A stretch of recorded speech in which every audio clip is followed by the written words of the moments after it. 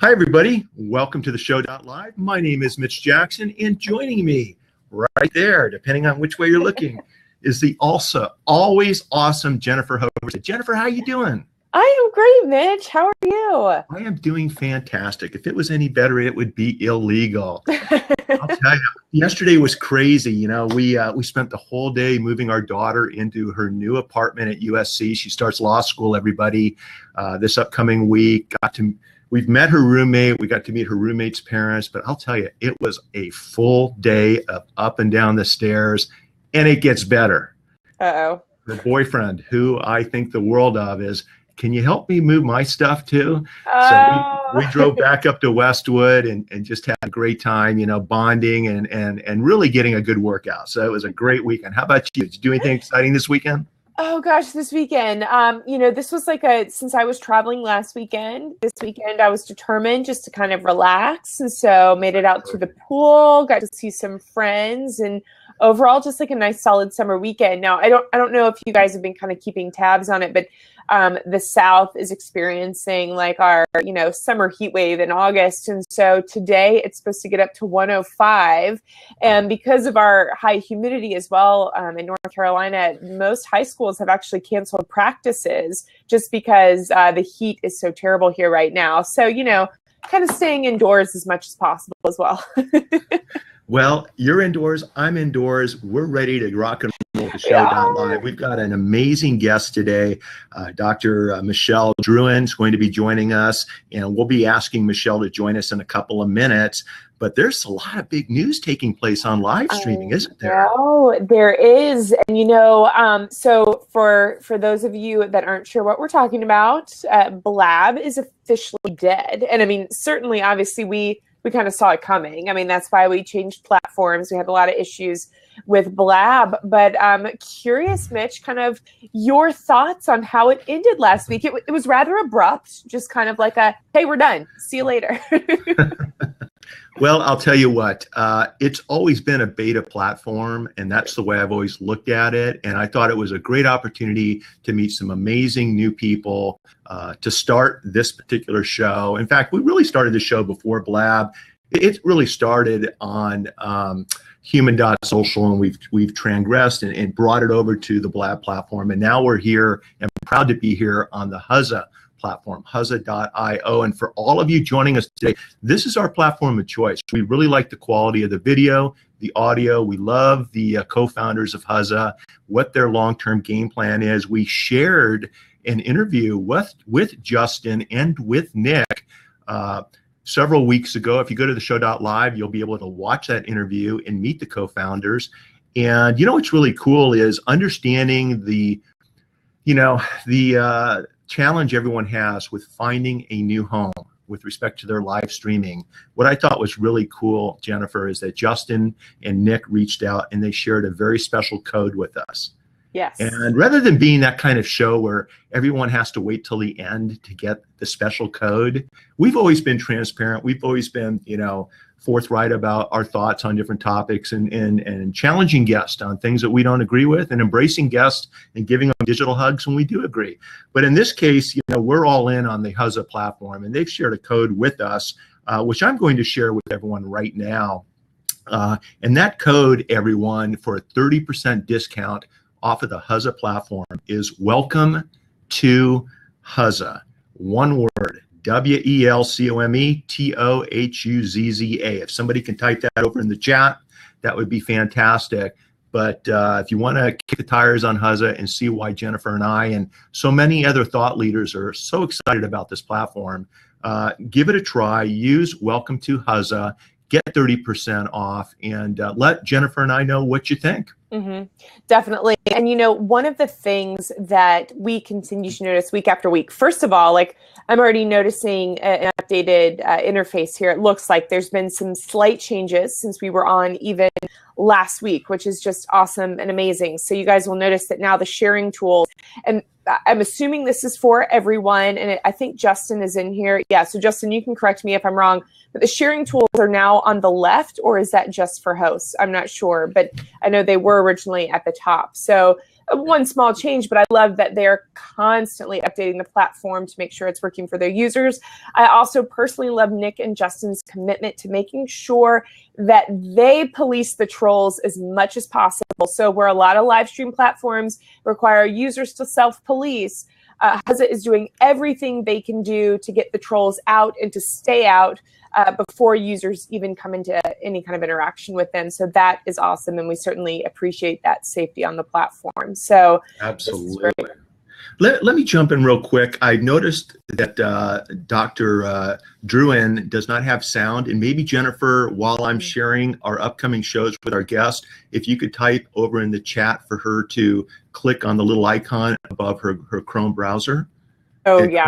And select the correct settings. I think that's probably what the issue is. And while Jennifer's chatting with Dr. Drouin, who's just an amazing individual, you guys, you're going to love the topics we're going to be discussing today with the doctor. We're going to be talking about sexting. We're going to be talking about finding and maintaining love online, infidelity in social media, are millennials having less sex and why? I mean, just amazing topics from a professional. But before we dive into that today, we have some amazing upcoming shows.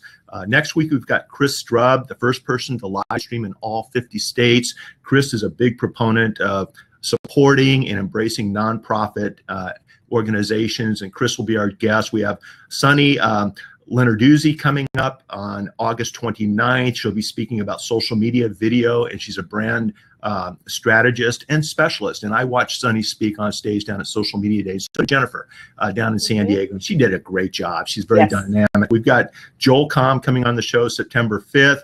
Joel, most of you know, he's a social media and digital author, speaker, entrepreneur, and consultant. We've got the one and only Gary Vaynerchuk on September 12th. CEO of VaynerMedia will be joining us. Great speaker, social media expert, and a dude who loves to hustle. We've got Jason Falls, the founder of Basecamp Set. We're looking for a date that works, and many, many more shows on the way. So make sure you guys go to TheShow.live, check our upcoming schedule. And with respect to our past shows, many are already on the Huzza platform, but for those that were not on the Huzza platform, we're in the process of uploading the video and the audio to each show to YouTube, and we'll update the links as we're able to do so. So everything's going to be there for you on the show.live. How are we doing with Dr. Drouin? Is her audio working? Justin is, of course, as we've been talking about him and his platform here, Justin has stepped in and he is helping Michelle pick a either Chrome or Firefox to use, so the browser. So they're getting that fixed right now, which is great. I mean, look at this. Like, again, just another sign of Huzza just taking the time to make sure that users know how to use the platform. And there we go. So Michelle got it on Chrome. So that is awesome. Wonderful. And go ahead. Oh, I was excited about all the things we've been saying about you, Michelle. Dr. Drouin's amazing, and you're going to have to go back and watch the replay to listen and watch all the things we've been saying. But we're glad that you have audio and visual now. Definitely. Yes. I'm sorry, Jennifer, I interrupted you. No, that's fine. I was going to say before we bring her in, we'd love to go ahead and get Michelle in the room. If you guys will make sure you share out the show right now on Twitter, on Facebook, just let people know to come on in. Of course, as Mitch mentioned, we will make the replays available too, but we'd love as many people to come in and ask Michelle questions as we get talking to her. So Mitch, I'll let you help Michelle come in the room, and I'll just give Michelle a quick introduction here. So Michelle, I guess you can invite her in. I did, and there's a link, Michelle, so click on the link and we'll bring you in while Jennifer gives you an appropriate introduction. Yes, so as Mitch mentioned, Michelle is a developmental psychologist, impressive credentials from both Cornell as well as University of Oxford. She's a professor and an internationally recognized speaker, even speaking on the TEDx stage. Her research is, Mitch kind of alluded to, is on sexting, social media, mobile phone addiction, and it has attracted international attention. So she has been used as an expert witness as well as kind of an expert interviewee on CNN, NPR, MSNBC, New York Times, Huffington Post. I mean, the list goes on. She's absolutely amazing in her studies and the research that she's done. So Michelle, welcome to the show. We're excited to have you here. Can you hear us okay? Oh, wait, we can't hear you. Oh. Let's see here. Justin, do you have any recommendations? Oh, here we go. Here we go. We'll make it happen. Earbuds. So Michelle, can you hear us?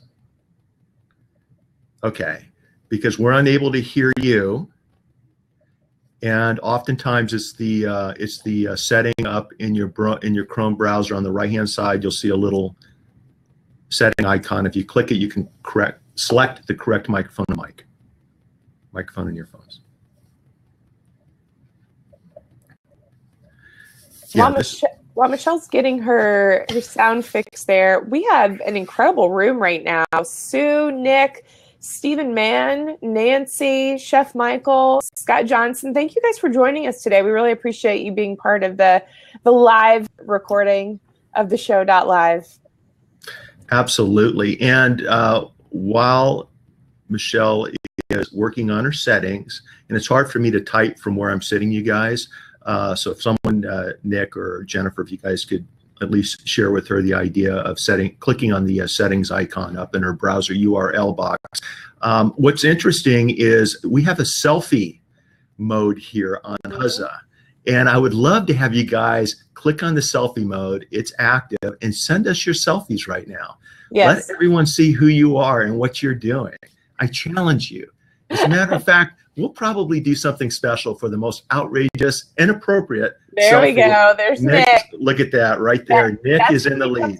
That's pretty tough to beat right there. Yeah, we'd love to see some more of you. Let's see. So, and I know she could hear you. She was nodding her head, Mitch, as you were telling the URL piece.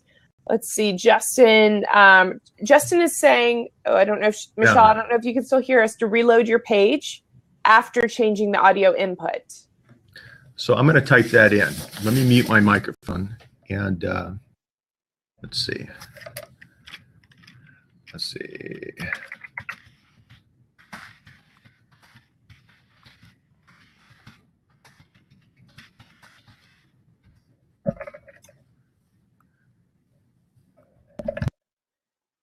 All right. So while we are getting that fixed, I need some more selfies here, you guys. We have 13, 14 people in the room. Come on now. I know you guys can do this. This is another cool, unique aspect of Huzza, just to allow us to see who's in the room. I know when we interviewed Nick and Justin, there we go. Justin's there. They are. What's up, gentlemen? I know we got to see them, or they had recommended, like, as people were leaving the show, to have everyone say bye with a selfie, which is such a great idea. But we're going to have everybody say hello today as we kind of work on this tech issue, which, of course, as we've recognized before, is all a part of live streaming. So this is entirely okay. We're going to get Michelle up and running. And certainly, I think all of us in this room, I mean, we've all been live streaming before. We know what this is like to have a technical difficulty kind of stand in the way of doing what you're trying to do. You know, and it's interesting. One of the exciting things about, I think, today's guests and today's topics is that it's something that all of us can relate to, whether either as a lawyer, as a parent, as a participant on live streaming. You know, when we talk about deception online, when we talk about millennials and how they engage on social media, and how social media and live streaming have come into play with respect to their everyday lives. What a big factor it is. I mean, it's unbelievable. And one of the things that Michelle and I first connected on when we first met, it had to do with her TEDx talk and all of the articles that she's written, presentations that she's given with respect to online sexting and relationships with respect to mobile devices and social media. She's an expert when it comes to this. Lawyers will hire her for court cases that require that type of expertise. So it's just a booming area that's developing very, very quickly. I'm going to invite her back in. It looks like she's switched computers. And it's just something that, you know, we're all in this together. Let me see. And as Mitch gets that working, I'm posting right now Michelle's website where you can actually watch her TEDx talk. It was from the TEDx Naperville event, and fantastic talk. And really the cool thing is you know, for those of you that had relationships anytime prior to the internet becoming, like a thing, or Tinder becoming like a thing, and you remember actually going up to someone and talking to them in person or calling them on the phone. She makes a lot of great, comparisons between how relationships used to be like in 1995 and how they are now with the technology. So her work is really fascinating. And of course, it's something too that really is bridging generations almost, because, I know people who are well into retirement age who have met each other online and gotten married for, later in life. And of course, people coming right out of college, young professionals who are using online methods to meet people. And so it's something that's bringing a lot of people together. So obviously interested to know more about that aspect of her research as well. But it's fascinating. Her TEDx talk is great. So after the show's done, you guys will want to watch that. And I'm sure she'll be highlighting some of that research today as we get to ask her some questions. How are we now? There we go. Yes. Yes. Oh, wonderful. Sorry, I should have had the laptop on standby. It's okay. It's no big deal. Not a problem. We're so glad you're joining us today. It's so good to see you, and thanks for joining us today. These topics are so relevant to everything that all of us are doing today. I was chatting with Jennifer at the beginning of the show, Michelle, about you've already been introduced. Everybody knows who you are. Just so you know, Jennifer did. Yeah, let's get into it.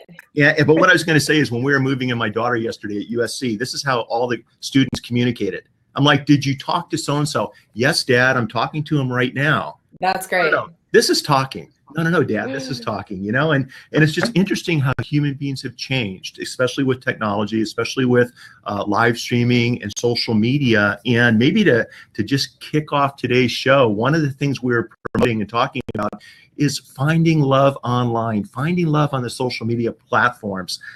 What's that all about, Michelle? Can that happen? Is that something we all need to pay attention to? Yeah, it can happen. I mean, think about it. When you fall in love with someone online, you're falling in love with their words. I mean, I fall in love with Keats, Dostoevsky, Haruki Murakami. I mean, it's easy to fall in love with someone's words. And when people are online, they're presenting their best of themselves. It may not be a totally accurate representation of who they are, but it's certainly the best. I know myself, when I'm sending an email, I look at it, I revise it, I make sure that I'm my wittiest and best self. So it's absolutely possible to fall in love with someone online. And you need to remember that they're presenting really the best sides of themselves, and they can edit it, and they can only display the pictures where they're looking really great. None of us are putting up the pictures of us when we look horrible in the morning. We're putting up the best pictures. So absolutely, people can fall in love online. That's exciting. That's awesome. So so of course, Michelle, I know this is the first time you and I are meeting.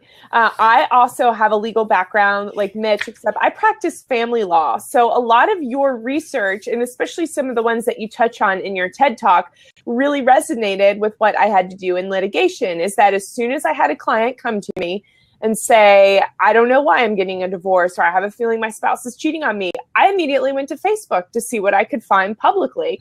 And of course, you mentioned that, and I'm not sure how long ago your TED Talk was, but at the time, the statistic was 1/3 of divorces are citing Facebook. So tell us about some of that research. Like, where does this go wrong? Where have we kind of taken a turn, and suddenly it's like, yikes, this is breaking up homes and marriages?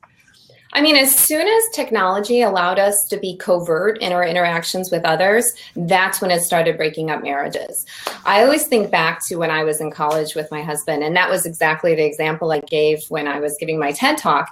It was really easy to keep him as a partner, because if someone else wanted him, they would have had to call his house phone or meet up with him. And that would have been really inappropriate and very suspicious. Whereas now, someone who's interested in him could just send him an innocent, hey, how's it going? And suddenly they have this connection that I might know nothing about, that's all occurring on this covert platform. So as soon as we were able to communicate with others in a hidden way, I think it started interfering with existing relationships. And that Facebook, I bet that Facebook statistic is even higher now. And I also read that WhatsApp, which is an app that many of you are probably familiar with, was cited in 1/2 of the divorces in Italy. So it's not just a US phenomenon. This is a global phenomenon. As soon as you're able to have communication with others that starts possibly as an innocent friendship, it can quickly go into something where you're no longer being entirely faithful to your partner. Maybe you're, having a little bit of emotional intimacy with someone else. I saw some questions over here. The other thing, David Ryan Bulgar asked a good question about authenticity online. So along with what I was saying before, you're presenting your best self. Are you always presenting your authentic self? I'm not sure. So let's say I'm having conversations with my husband. Oftentimes I'll say, hey, are we meeting here? And, Tyler has this at this time. Our texts are not sexy at all. And our communication is mostly mundane. These are the things we're doing. Here are the things the kids need to do. And what are we going to eat tonight? Whereas when someone's contacting you online, they can be really intriguing. They could be like, hey, did you read this latest book? Or did you see this latest TED Talk? And suddenly you feel like, wow, here's this person who's bringing all this really great, intriguing stuff into my life. So I think that because of obviously the ability to communicate covertly on these apps, this is a big issue. But also, someone can be bringing something fresh into a relationship that may be a little bit stale. Absolutely. And when you add live streaming to that equation, it almost amplifies everything you just said. Because now you're looking at the other person, you're listening to what they have to say, you're listening to the tone of their voice, their body language. I mean, it's just a really interesting dynamic. And when we look at infidelity and social media, Michelle, and by the way, everyone just joining us, we're talking with Dr. Michelle Drouin. She's an internationally recognized expert on technology and relationships, including online relationships, social media, and sexting, and that's why we've asked Michelle to be on today's show. But what are some tips that we can take when we're approached for the first time by somebody and they capture our attention, okay?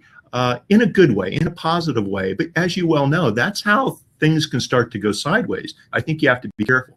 For me, Michelle, what I've always done is I've always brought my family and my wife into everything I'm doing online. That's part of what I'm doing, is trying to be a human as a lawyer, but it also keeps everybody out of trouble. So there's no misunderstandings where my head's at. What suggestions do you have for our viewers, both live and recorded?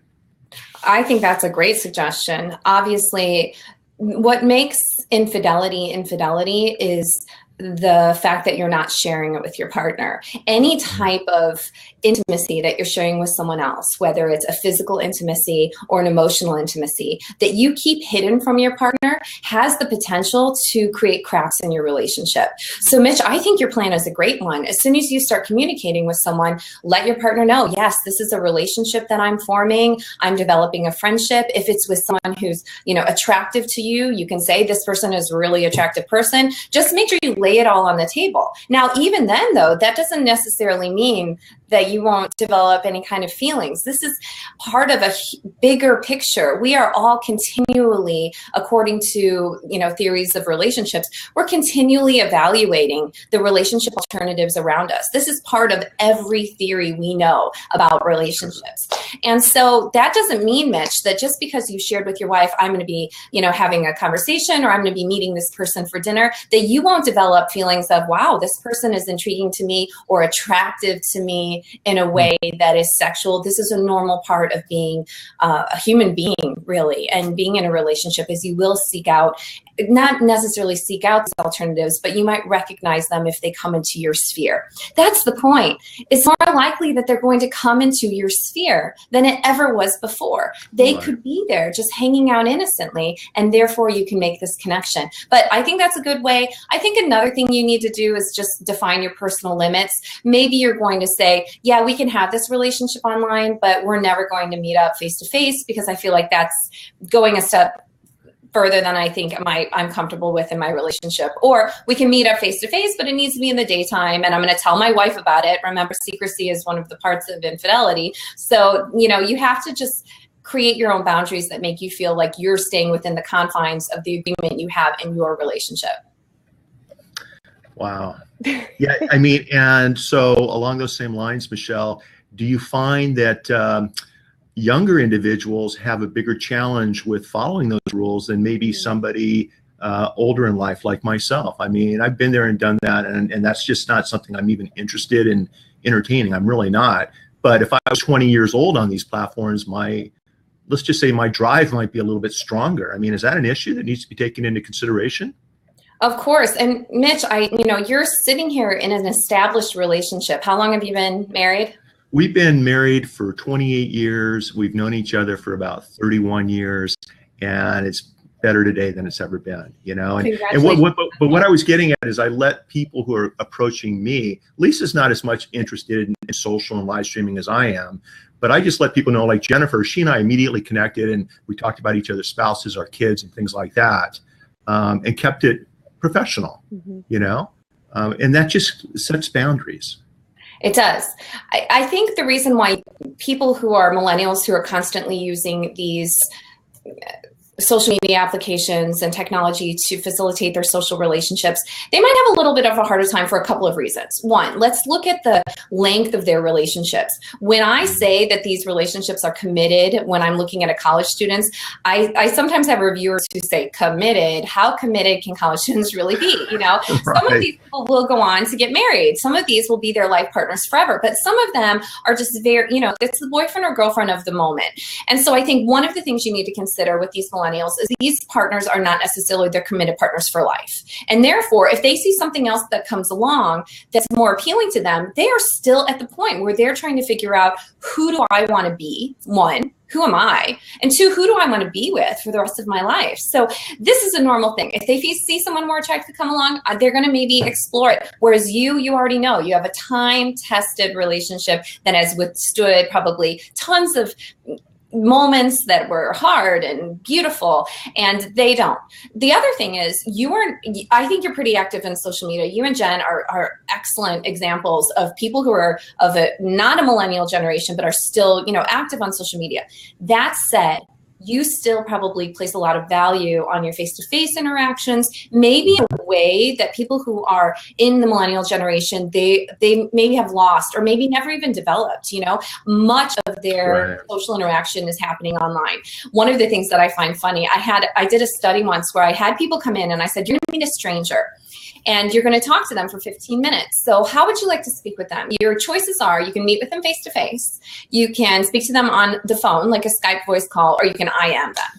Out of about 250 participants, one person chose the phone. One. Seriously? One person. Wow. Most people chose face-to-face. The rest of them chose IM. But that phone call, it's a little bit too intimate. They want to do things via IM. I also, let me just give one other story because I think it's a fabulous story. This year I had my students watch my TEDx talk. It just happened in November, so in my spring semester, in a social and personality development class, I had my students watch it.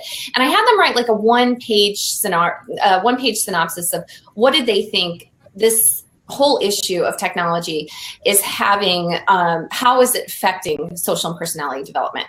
And one of the students, who happens to be the head lifeguard at my neighborhood pool, which is awesome because that means I'm in a bikini in front of him every summer. But he said, you know what? I never knew that adults actually went up to people and asked them out. I saw that on movies and I knew that it probably happened, but I never thought that my parents or my professors might have actually done that. And I thought, wow, they're just forming relationships in different ways. They are using this technology all the time. And instead of, 300 friends, they have 1,000 friends. So I just think it's a lot easier for them to be tempted away. And again, this is their job right now. Their job right now is to figure out who am I and who do I want to be with. So they're shopping. They're actively shopping, and you're not. Yeah, no, I'm not. Let's let the record reflect. I'm not. That's exactly. I got it on the record, Mitch. We're good. So I want to flip this because Nick Rishwain, a longtime follower of our show, has asked the opposite side. He says that he respects another's offline relationship when he interacts with them online. So what are some things he can do to avoid harming someone else's relationship? Nick, this is a really good question. I think you need to be you until that person says, you know what, we've crossed a boundary, right? So if you want to talk about literature, talk about literature. If you want to ask them, you know, how their day is going, ask them how their day is going. If you are single and not in a relationship, it's that person's responsibility to set their boundaries. So and if you're in your own relationship, obviously you need to establish or follow your own boundaries. My biggest issue is I think most people don't know what their boundaries are. So that's the whole point of my TEDx talk. I don't think people have their own rules because this is a totally new era. And we haven't yet really thought, how much am I supposed to talk to this person? How much am I supposed to expose? So when I get to the point where I'm sending pictures of my meals to someone else, is that infidelity? If I'm talking to them and you know, talking to them about the book that I'm reading, is that infidelity? Like, you need to establish your own boundaries with your partner and say, where is it where I've gone too far? And maybe that's also just something within yourself. But great question, Nick. Yeah, that was terrific. So I think too, one aspect of your research is, you know, how couples can use technology to perhaps strengthen their own relationship through something like sexting. So what have you found there? Can technology be used between existing couples to make a great relationship even better? So I would say the verdict is still out on sexting. Let me just say that this will be a blanket caveat. This is what I want to get on the record, Mitch, that anytime you send anything, you just have to suppose that it could be accessible to everyone, right? So you're creating this digital billboard that could be displayed to the entire world. So what do you want on it? Your phone could get hacked. Your phone could get, someone could steal it. And there are so many things that could happen. Your messages could be forwarded or shown to someone else. So first of all, let's enter this idea with the concept in our minds that anything that you share or send to your partner could someday surface in the, you know, in the real world. So be careful. But there is a little bit of evidence that shows that men particularly like it when their wives send them pictures. For women, there isn't as much of a link with any kind of relationship satisfaction. Older couples are using this less, like more established married couples, they're barely sexting. They will once in a while send each other sexy talk, but they will very infrequently send any kind of picture messages. You see this more in young couples, which I think is the concerning trend, because these are young couples where I've already told you they're not really well-established relationships, and I'm sending a picture of my naked body to someone who might be a hookup or a friend with benefits. What's going to happen to that picture? So although there is potential for this to be something good in relationships, I think it's only not only, but one of the primary places where it's being used is probably the most dangerous place to be sexting. So I always come off as a very conservative, and I'm really surprised about that considering my line of work. But I just say sext with caution. So I think you have triggered another great question from David Polgar, but I love the example of a digital billboard, like to think of all your texts as a digital billboard, and certainly anything else you're sending out over social media. That's a great comparison there. So David is asking, Anthony Weiner brought up in the conversation, of course, with sexting. He wants to know, why do you think Anthony Weiner feels such a compulsion to continue sexting, even under the scrutiny that he's faced over the past few years? Well, gosh, you know, sexting is, I will say that any kind of message that you get, likes that you get, these are social signals that make you happy, right? Well, sexting is a sexual social signal that will also make you happy. So I think when people have gotten caught and continue to do it, you probably have some type of compulsion that's driving their behavior. It's not that he's thinking rationally. It's just so quick. You know, it takes a couple seconds to send a picture of my breasts. So if I'm really addicted to the kind of feedback I get out of that, or the sexual feelings I get out of that, I'm not probably thinking a lot about the consequences before I do it. Mm-hmm. So I think that that's what we're dealing with in these cases. Michelle, do you think it's an addiction, or do you think it's some type of anxiety that has led people to so easily use their smartphones to do what we're talking about? Maybe addiction. You know, most of the people who are sexting are young adults and teens, like late teens, young adults. So what you have is this confluence of really high social media and cell phone usage with budding sexuality, right? So these people are not getting together every day having sex. If I want to have sex, I just call my husband and I'm like, we're having sex. I always say, hey, we're having sex. And he'll come over and we have sex. But remember, these late teens and early adults may not have that much access to their partner. Maybe they're living with their parents. So instead of having sex, they might be like, well, send me a picture. And that will be our sexual communication. Or maybe they haven't even yet had sex with anyone. And so this is just a reflection of their budding sexuality. It has been likened, sexting in the media, to the new first base, which I think is interesting. But you often have people who are sexting before they're having sex, and it is a predictor of sex. It's not a predictor of dangerous sex. So it seems like a relatively, this is like not a bad kid thing to do. This is kind of a normal kid thing to do, or a normal teen, young adult thing to do. But probably lack of access is a big deal. If you can't have sex every day, you're trying to get your sexual fulfillment in another way. And along those lines, I'm looking at some of the questions and some of the comments while you're speaking. So that's why I'm looking to the side. Yeah. And you've obviously struck a chord with respect to a lot of people who are having challenges with how they're interacting with other people, both outgoing and incoming direct messages and things like this. People need to be aware that, like you said, what we're putting out there, these are digital billboards that are going to be around for many, many years to come.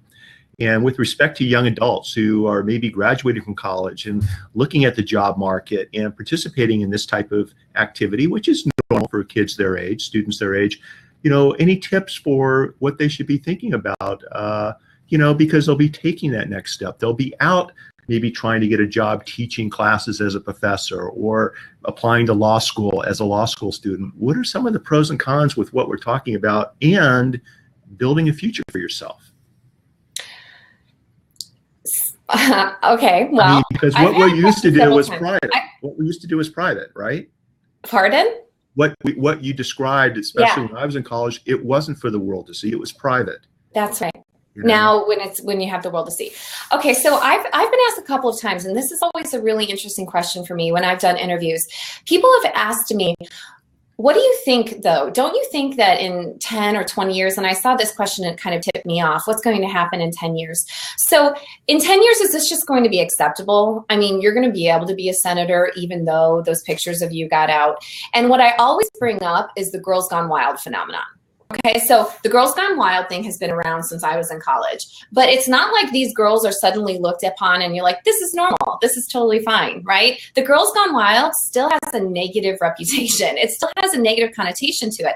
So I think with sexting, it's going to be the same thing. Even though it's going to be prevalent, even though we're going to recognize that this is something that happens in our society, it's not ever going to be something where they're like, yes, and we want you to be senator, the person who was in the Girls Gone Wild video, or the person who we saw her pictures displayed all over. So Mitch, I think you have an excellent point that what you're doing in high school and young adulthood, and if that gets out, it's going to, or it could have a really big effect on your future.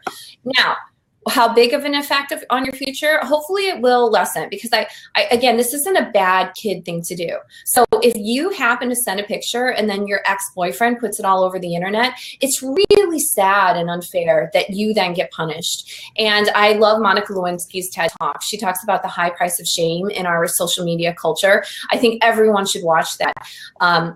Any kind of misstep you have online in social media is perpetuated indefinitely throughout the internet. So anytime you are posting anything when you're a teenager or young adult, you just need to think of that any misstep that I make here might affect me in the future. So that's any tweet that I have. We had Justine Sacco, who got fired from her PR job. I think you all heard about that from her tweet on her way to Africa.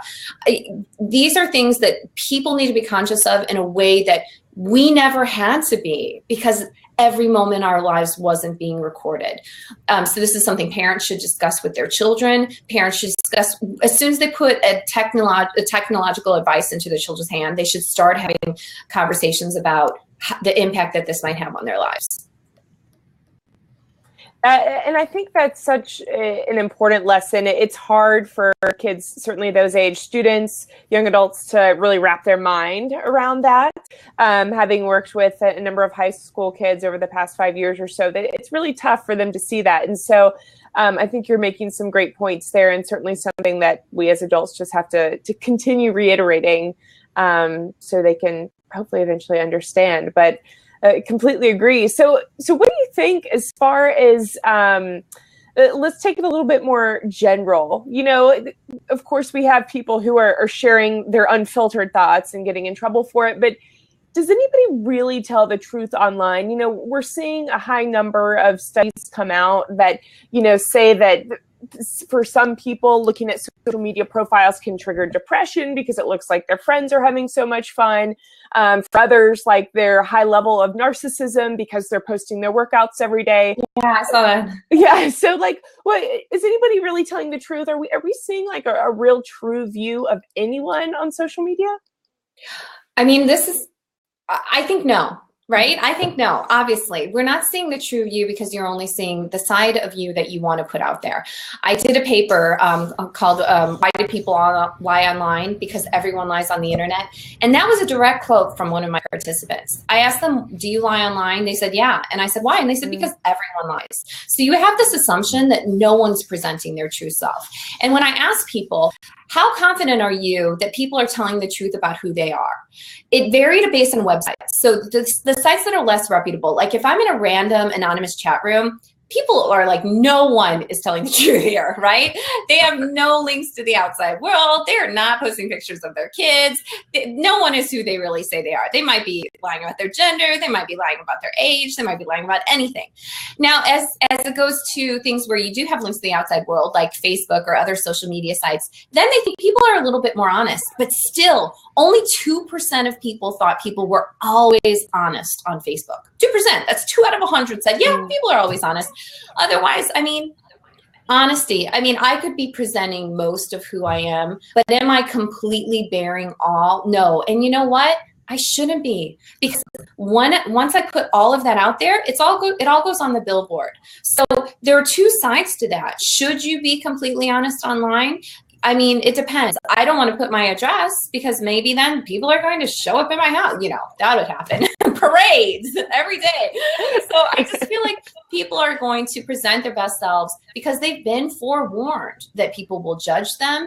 Any missteps will be recorded. So you need to be cautious and present maybe your cautious or best self online. And that's one of the beautiful things about digital media, right? Is that we can do that. We can portray our best selves online.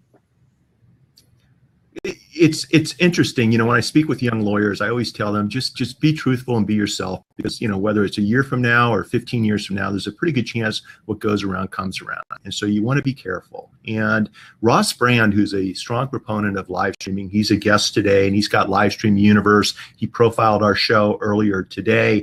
I think he asked a pretty good question or comment. And once again, this is the chat's going by, so I saw it. And it had something to do with, and I don't see it right this second, but it has something to do with distinguishing between telling a lie as opposed to revealing all of the true facts. Where are the boundaries with that? How do you separate, or how do you know how far to go? And I always talk, the example I give, Michelle, is if I'm a financial planner, and I'm not, but if I've just filed my second bankruptcy, that's probably not something I want to put out there to promote my business, because people aren't. First of all, it should never happen, but if it does, it's not something I want to put out there because people aren't going to have trust in me. They're not going to trust me with their finances, and they probably shouldn't. And so there's a boundary there. Where is that boundary between telling the truth and lying, mitigating honesty, only putting out the good stuff and withholding the bad stuff? I mean, how do we deal with all of that?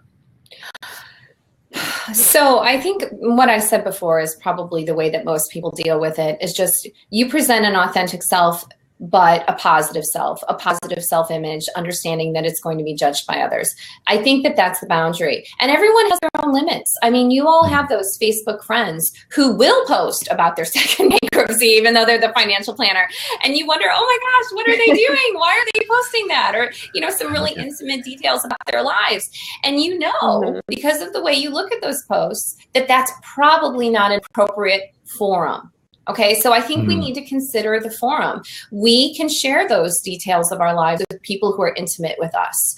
These social media profiles, we have to understand that these are touching people who may be really intimate with us, but also people who are just acquaintances. So maybe you need to put everything on the acquaintance level. What would I share with an acquaintance? And in that case, maybe you're not lying.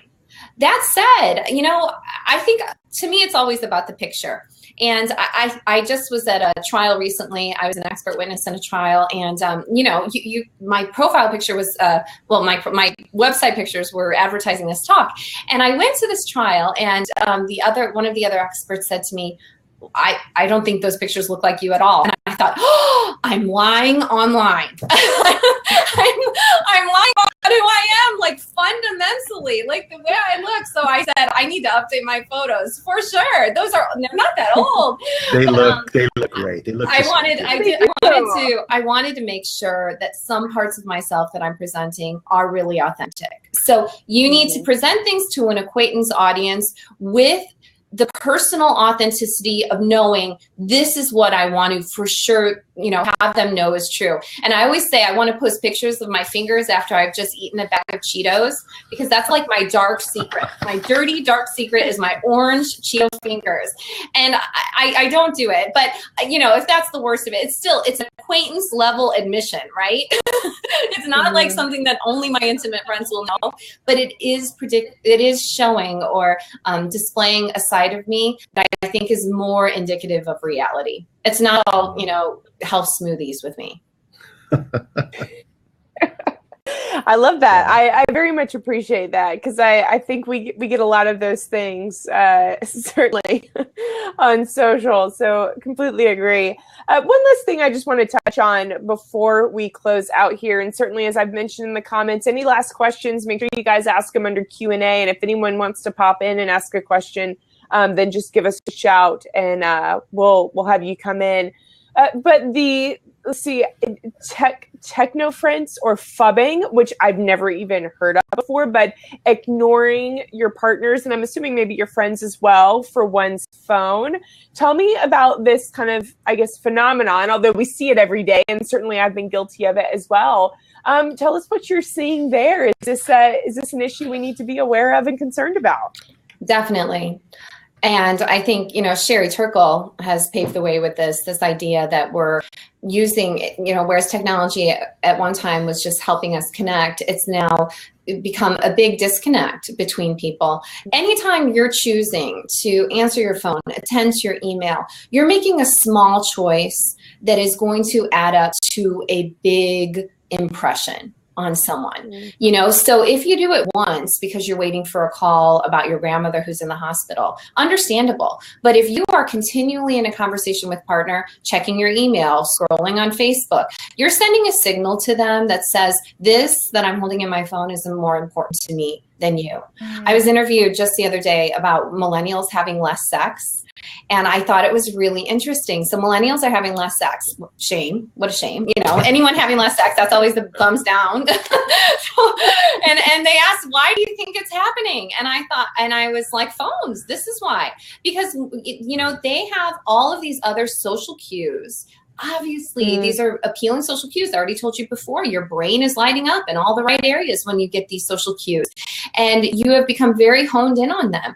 And you're going to bed, and instead of maybe having sex with a partner, you are scrolling through your phone. So I think that this is all combining into the idea that you need to make deliberate choices about, this is my new thing, your signal. What's your signal? Is your signal your work, and maybe sometimes it will have to be. Is your signal your partner? Is your signal your children? Whatever your signal is, you have to make sure that you're honing in on that signal and ignoring the others. And if that means putting your phone on silent, if that means putting your phone up in your bedroom, we don't have any technology at the dinner table. I usually, after my husband gets home from work, I put my phone up in my bedroom so that I don't even have it. It's always on silent so that I'm not interrupted. But you need to decide what is your signal. And sometimes my signal has to be my work, but when it isn't, it has to be the people. So technoference can have a huge effect on relationships. And I caution people to really consider how they're using their phone when they're with their loved ones and their friends. If the phone has that much power, and I agree with you, I think it does, it's really, really disappointing for me to hear, because Michelle, and you've been a proponent and have endorsed what we're trying to do with raising awareness as to the dangers of distracted driving, the dangers of using your phone when you're behind the wheel. And I appreciate your likes and your comments at stopdd.today.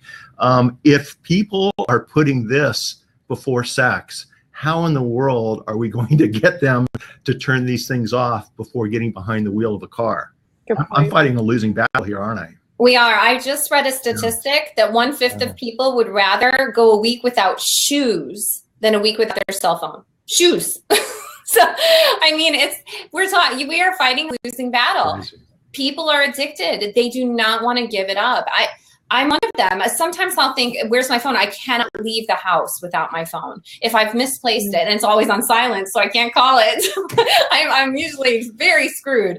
So but I don't want to be without it either. I've become dependent as well. I think all of us, you two being involved in social media, it's really hard to put down our phones. And it's really hard to leave them off. And Mitch, I tried it. I tried to do distracted driving by turning off my phone. And then I thought, I can't do it. I just can't do it. I make phone calls when I drive. So I put in my earbuds and I'm like calling people. It was cutting into my schedule. But I agree with what you're saying. And the focus should be on whatever your task is. Your driving, your children, your family, whatever, your friends. And we really need to set appropriate boundaries. Yeah. Mitch, Nick has said he'd like to come in and ask a question. So we'll bring him in, and we'll wrap up our conversation with Nick's question. As Nick comes in, Nick, you should have that invite. Sure. Nick is one of the VPs at experts.com. Hi. So Nick, Nick, welcome to the Doing show. well. How are you, Dr. Drouin? I'm well, thank you. Hi, Jen. Hi, Mitch. Hey, Nick. Hi, it's good to see you. So is Dr. Drouin on your list, Nick? Well, she would be now. I don't think. I hope so. And what's cool, Dr. Drouin, is that we've all met offline at different conventions and gotten to know each other and have lunch and dinner. And it's just awesome combining offline relationships with what we're doing online. And Nick's one of the good guys. So that's why it's always a pleasure to have him on the show. Thanks, Mitch. Thanks. Just a kind of a quick question. And it was more like maybe 3 things that a person could do, like the top 3 things you might recommend for someone to do to put down the phone in order to better their relationship, or 3 things not to do is so that it doesn't interfere with a relationship. Do you have like a top 3 that you recommend regularly? Yeah, I actually do. Keeping your phone on silent, unless you are expecting something really urgent, sends a great signal to the people around you that you are not going to let your phone interfere. And for guys, that would mean keeping it on silent, keeping it in your pocket. For a woman, maybe keeping it in your purse or on the side, putting it face down on a table instead of face up so you don't even see any kind of visual alert. So I'm going to put that all in the category of putting it on silent. Another thing is just physically remove your cell phone from yourself. Take it into another room so that the person that you know that you're with knows that you've made that choice, that priority. And then as well, I think another thing, people are going to need to set maybe time limits for themselves. With regard specifically, I'm going to say to social media use, I'm going to use social media during this time to this time. I know, Mitch, you're very active on social media. I don't know how you do it. I look sometimes and I think, oh my gosh, you're so responsive. You're so great. I think one way for people to really attend to their partners is to say, to myself, I'm only going to be on social media, during the hours of 9 to noon. And then I do that every day. And then I'm not going to do it otherwise. Because even if you're with a partner and they see you've posted something or they see that you're scrolling through, I think it might send the message that I'm not here, I'm not present. So setting your own limits with regard to social media, I think would be another one. It's hard though. I mean, it's hard to follow those. I try to do it as best I can, but I mean, I think we probably, all 4 of us have probably committed one of those times. I was the recipient of one of those, and I didn't realize it until you brought it up and you talked about it. And I was sitting across from a judge during a break, and he was checking his text. We then started to talk about something unrelated to the case, and he took his phone and he turned it upside down and put it on his desk and made eye contact with me. And I didn't think about it until just now, how that affected me. I realized that he was giving me his full undivided attention.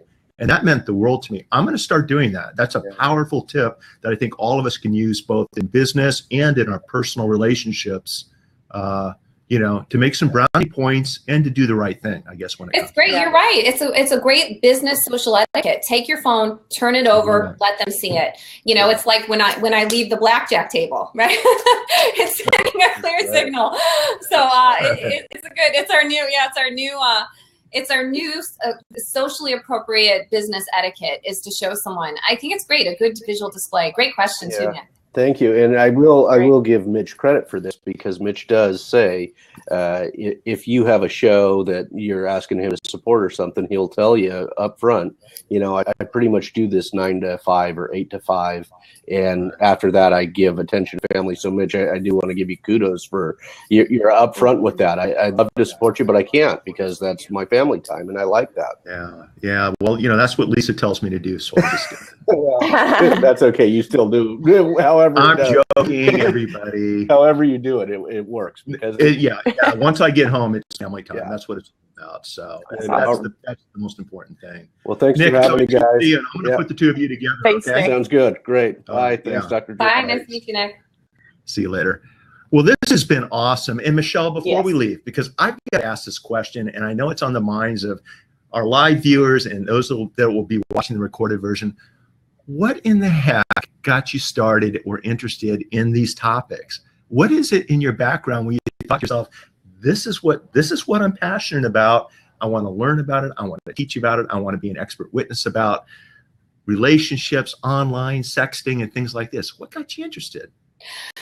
It's funny. So my graduate work, I was doing language and reading interventions with preschoolers. So I've come a very different direction. But I started getting interested in the whole texting phenomenon. I was living in Britain at the time, and in Britain, the cell phones caught on a lot more quickly. They did here in the United States. And I noticed as soon as they caught on, I was there for the transition, and people were texting all of a sudden. And I thought, gosh, what are they sending?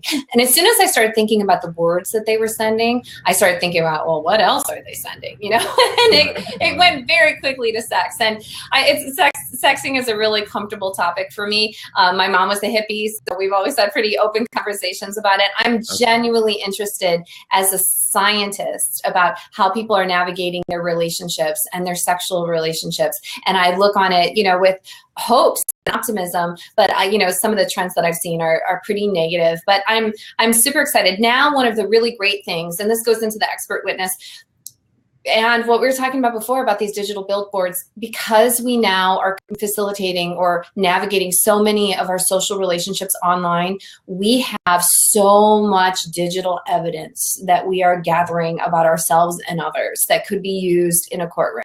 So that's then, my interest in language and my interest in texting is now combining to this really great interest in the law and how the language that we're using is depicting our psychological states.